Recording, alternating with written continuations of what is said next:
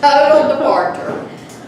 This is a personal story. I'm hoping it's not too raw for me today. So I really want your feedback on it, even if I should go in this direction. So I think that there will be 3 points that I'm framing up. I could go a couple of different directions with this content. I think I'm going to go with change and transformation and learning. Okay? I could go with race. I'm thinking of really jumping. R-A-Y-S? R-A-C-E. Oh, race. So anyway, Race. So you want us to tell you content, what's our... you know, the delivery, yeah, it's a work in progress, and I welcome your feedback, but what I need right now is really more around content. Does it make sense? Yeah, does it make sense? Should I even go this direction, really? Or stick to my knitting with leader? No. Leader. Okay. Answer the one in Burlington. All right, are we recording? Yes. All right. So Denise Hall is a successful entrepreneur, military widow, and working mom, and an awesome executive coach and consultant. She currently leads a team of certified executive coaches around the globe with a focus on leadership effectiveness. So Denise states that she can turn on a dime, keep plates spinning, and has a laugh so big that it makes dogs howl and babies cry. Please welcome Denise Hall. Good afternoon.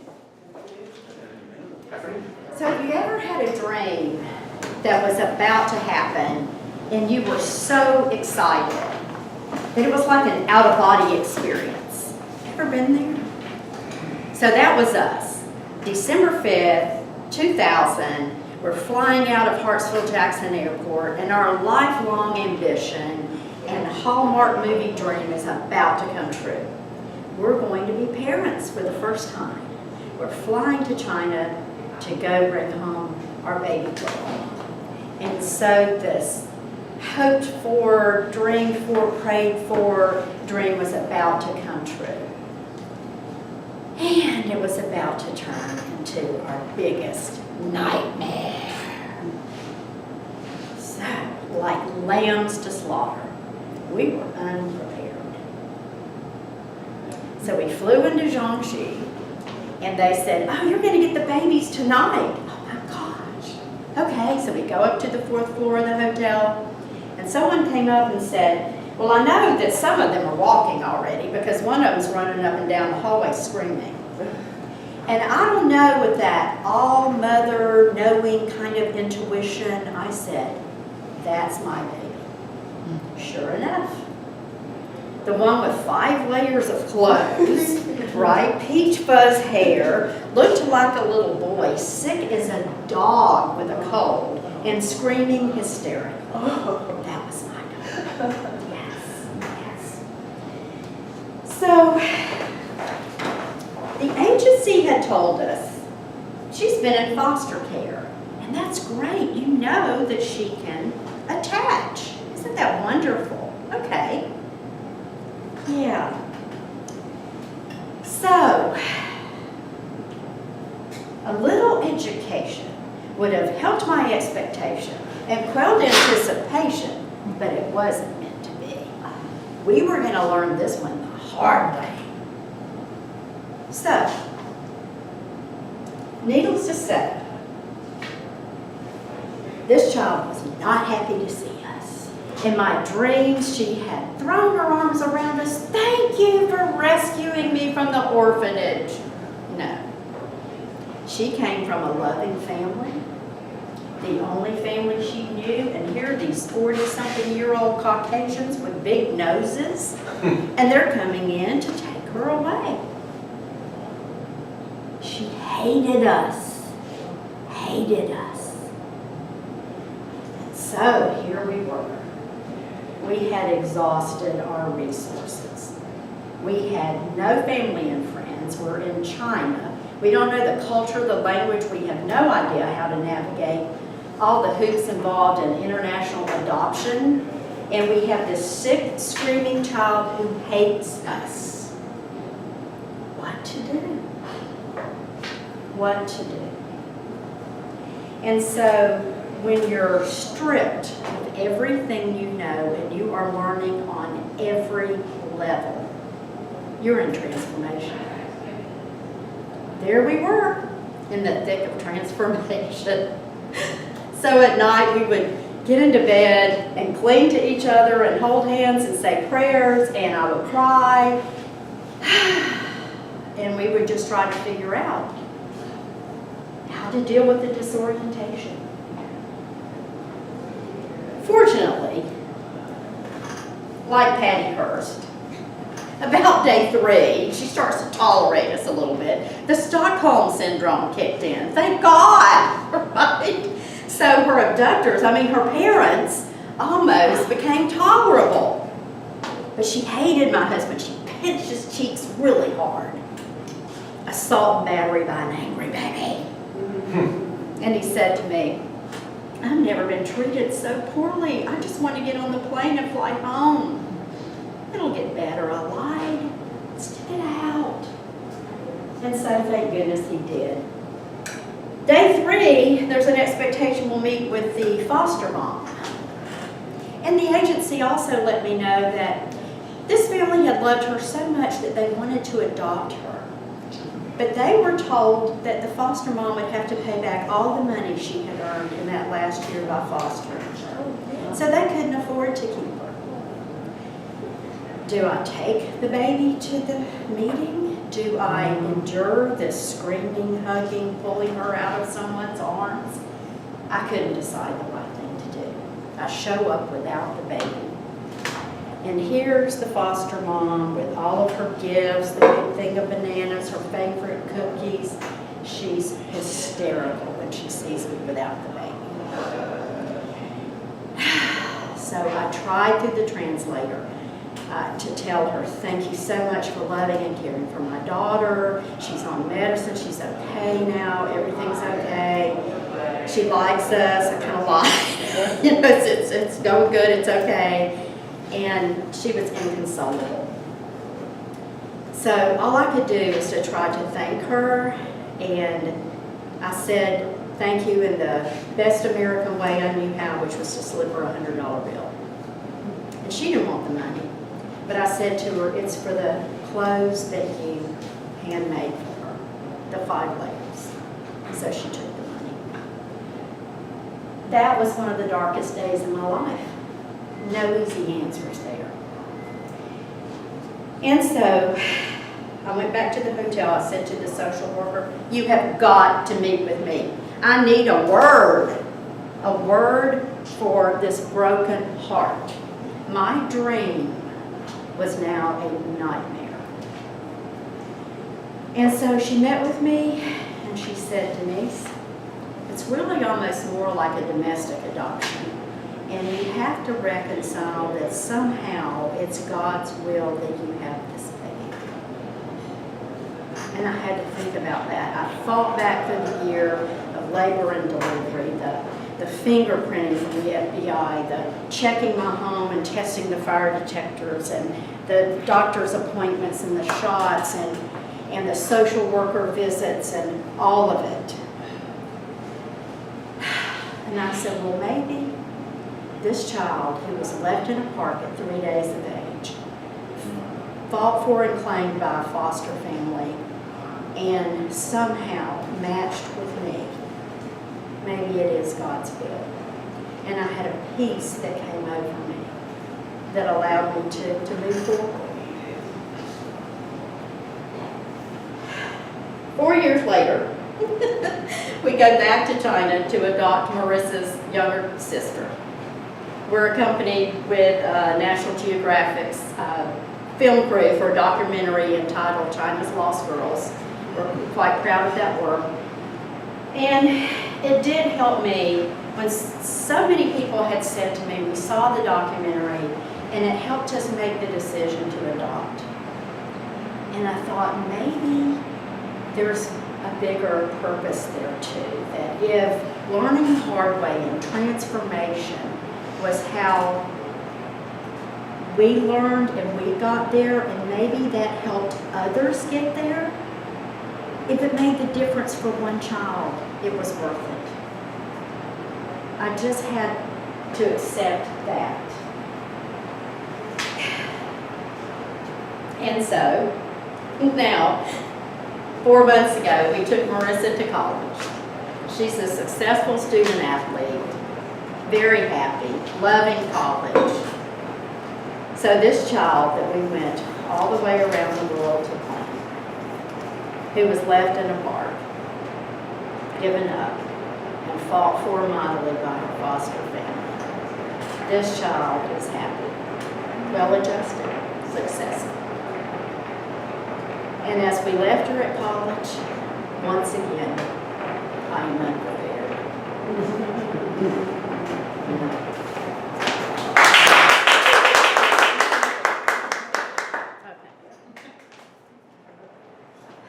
Whew, I know.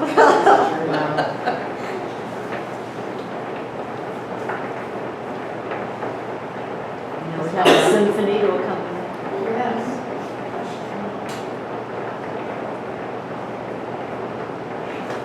Laura, we'll have you lead us through that again. Oh, I forgot the most important question. Was it God's will or was I the last woman standing with an American Express card? That was the question. I forgot that piece. That's a funny. It's like, You'll remember next time. this or this? I hope so. Or both. Or both. I think it's so touching not to cry. This was, it's a very powerful story. It's very, very powerful. I do want to ask, what's you talked about transformation, but what's the message you're trying So to really? I think what I'm trying to get to is a three-part model, which is acknowledge the disorientation, seek perspective, because I had to go to somebody and say, help me through, I have to see this differently. And the third one is dream a new dream. So it's, and what I really need to ask people is, if you learn when nothing is familiar, have you been in a situation lately where things aren't familiar? Because if not, you're probably not learning and growing. Well, most of us grow when we're out of our comfort zone. Exactly. And you were way I was out. way Way out, out there. learning on every level. So how can you build some of that into your life intentionally? Well, and I Maybe, think I don't know. your bigger message is you're going to help people get through that disorientation and find those things. Is that what you're? I like the direction. I'm just trying. Yeah, you're trying to help me think through it for me. Yeah, I guess so. So kind of some handrails when you find yourself going from dream to nightmare that things just didn't turn out like you had planned. I mean, we were set up.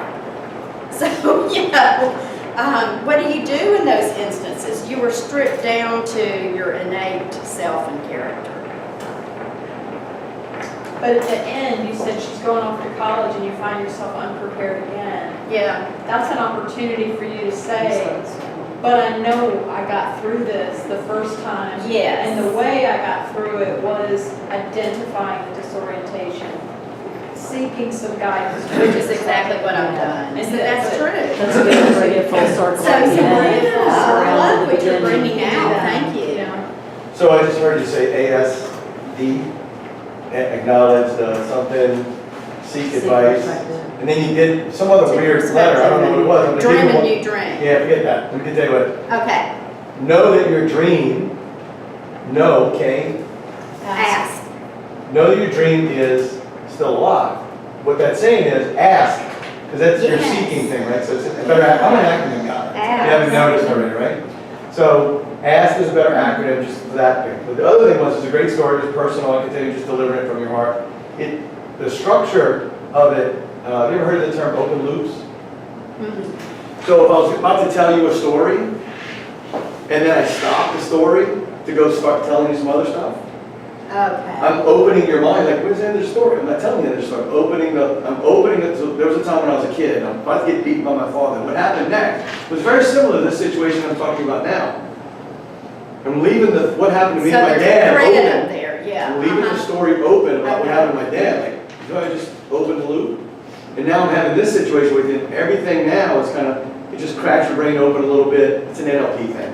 It'll crack your brain open and talk a little bit more about what you're trying to say. Because what I get, you had a choice, and you made a choice to fulfill your commitment. You dumped all your resources, and you know, you made an adult choice to follow through, because this is what you wanted, and the circumstances didn't look right, and I get it. Know the power of your commitment and trust that. There's a lot of things you could do with it, right? That's a great message. Yeah. In that we all face situations where, yay, I got the new car, and then boom, it dropped. Or the marriage, just got married, and then they say on the honeymoon this, that, and the other thing. What do you do then? Yeah. So the message is important because society keeps going. Today's society, you study Covey, I know you do. He said it used to be a character, then it's personality, now it's feelings oriented. So you just never you feel. So if you eat a burrito and you feel bad, you get divorced. Like who knows what feelings will do?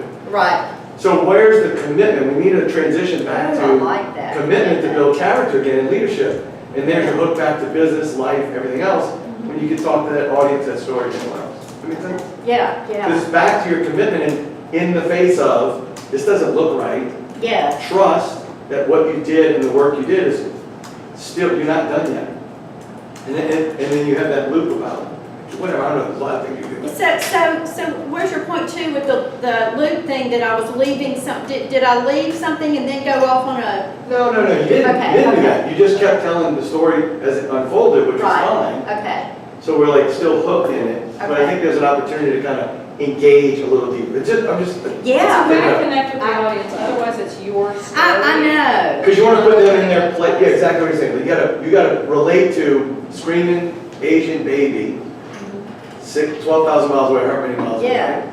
In that situation, and you know, do I pick a donut or do I do it like what? I just got on a diet, whatever that is, right? So it's relating it back to where I'm at in my life. I can see, oh, this relates to me because Yes. I made commitments. They didn't seem like they're working out to be quit or move forward. And maybe that's an yeah. act of courage, by the way, to keep moving forward in the face of when everything says you should quit. Courage gives you the power and the energy to move into that unknown and learn and grow and trust. And if it works out, it works out. It always works out. So it's a message of courage that I got from you. Wow, courage. But courage is a higher energy that moves people Yeah. beyond shame, fear, anger, all those other things. When right? your dream Sometimes. turns into a nightmare. Yeah, so one of the things that I love the ASK acronym. Yeah, me too. And what came up for me was know that your dreams are bigger than you originally thought. Yes. So if you think Yeah. about, you had the one perspective, which is I'm going to be a mom, and all the things that you had, all the preconceived notions that you had about what that meant. Yeah. And there was it didn't match initially, Yeah. but I bet later on down the line there were a lot of things that did. Oh, but your yeah. perspective was so much deeper. Yeah. And so there's a journey element here Yeah. of not just reacting to what's happening in the moment, but looking beyond to what the dream more fleshed out, if you will. And I kind of highlighted a couple of Okay. key themes. So Yes. I love in the thick of transformation, but I don't think transformation didn't. That Didn't resonate. resonate. That didn't resonate with me. Okay. Yeah, I felt it was it was more a journey story than a transformation story. So Okay. I didn't think that you changed necessarily. Maybe your perspective changed. Yeah, and I left out this line too, that you can't walk through the baby room of an orphanage with rows and rows of swaddled babies looking up at you crying silent tears and not arrive at Hartsville Jackson a changed human being. Yeah. Oh, I mean, that's great. really the truth. That's a great line. I love that line. There was also a line that I really loved that had some depth to it. Yeah. And that was that I thanked her in the only American way I knew how. I gave her a $100 bill. There's something more there. It kind of just stopped at that, but there's something more about that cultural shift that you might want to explore, because that was really powerful. Because I think there's a lot of people that would say the same things, like Right. I'm the only one with an American Express card without a limit. Yeah, exactly. Right? Yeah. I get the baby, last one standing with I the think credit when you limit. got to that part of the story, you, up to that point, you had us really engaged, but something seemed to get lost when you started talking about, giving you that $100. It's almost like I thought you were going to say, well, I'm going to pay for her to keep the child and pay for her lost thing. I was like, I'm not that noble. but there was the transition there could have Okay. been just as well as the beginning part of that story of how you overcame that moment of. Okay. Of eventually the child, caught on to you. Thank you. I love to watch you speak and hear you speak because you're so engaging. You're so personable. You can tell your message comes from your heart. And you're right up there. You see how close you are to the audience? You talk about strengths that each of us have. That is your strength. Okay? So Thank you. I appreciate that spirit in you about this is just us. Okay? I didn't quite like the part of your intro when you said that you like McDonald's. How no, you don't. Don't disparage yourself like that. She like be what? Positive. When your intro, you say you have a laugh that makes dogs howl. And babies cry. I just did it to be funny. Okay, well. I got it. And I laughed. I thought it was just funny. I did I didn't too. take it as a Yeah. statement of. Well, okay, fine. I like it. Okay. Master storyteller.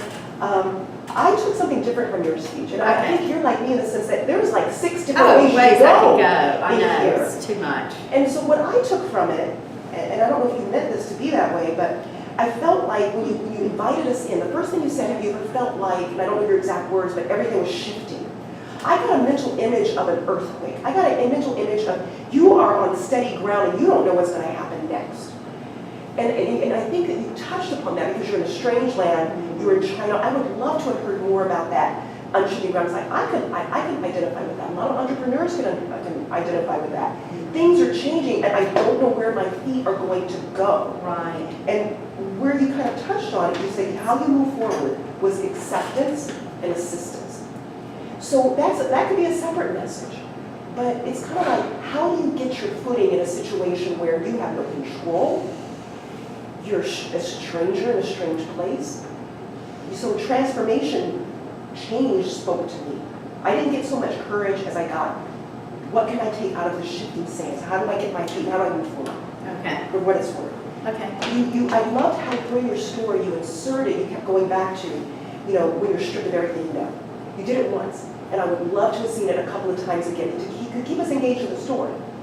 Some of us may not be baby people. I'm a baby person. I was right there with you, but people can kind of drift off. So keep bringing us back to their ask. What are you asking us to do? What are you asking us to do? So I like that. Okay. I like your confidence. You do have a lot of confidence and assuredness. Yeah. And confidence training for a long time. And I'm impressed that you can tell that story without breaking down. I know. There are parts of it that were tough. We actually reunited with the foster mother when we went back 4 years later. It was just as emotional. It was just a flipping train wreck. I'm just saying. There's just no resolution from that. So anyway, Did she foster both of them? I'm just curious. no, She did. they're from the same province, 2 hours away.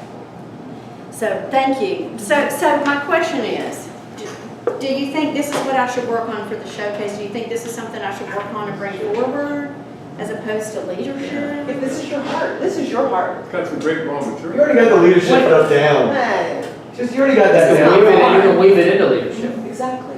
Because this is about leadership too. This I is know, I really like what Dominic said about commitment and courage. It's a story. This is a leadership story. By the way, Yeah. when you're leading and you take over and you got more of a train wreck than you thought you were going to get, because that's every leadership commitment ever, And you're playing without an ace, baby. right? Yeah. All 4 aces have been discarded, so you got nothing in the odds. But the point is, it comes down to are you committed or not? But Dominique offered that open loop part. Over the week Yeah, that's an opportunity for you to tie it back to leadership. the audience. Yeah. And so that you can say, have you come into that new Thank job thinking it was going to be one thing? Yeah. And you have this anticipation of it Yeah. looking this way and then finding out you've got, somebody who wants to, Something else slip entirely something in your coffee different. and somebody else who's going to get you in the back, all that kind of stuff. Yeah.